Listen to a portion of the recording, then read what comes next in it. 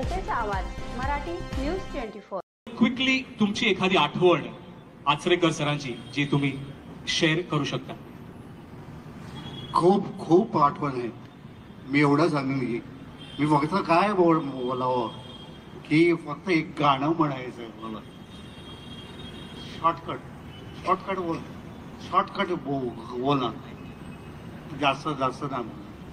ठीक आहे, मी एवढंच सांगेन की सगळ्यांचं लाडकं गाणं कुठचं होतं सगळ्यांना माहिती असेल का? सांगा, बोला. तर जरा रो टकराए और दिल डूबा जाए, आजा प्यारी दास हमारे खाए घबराए. लव यू सर.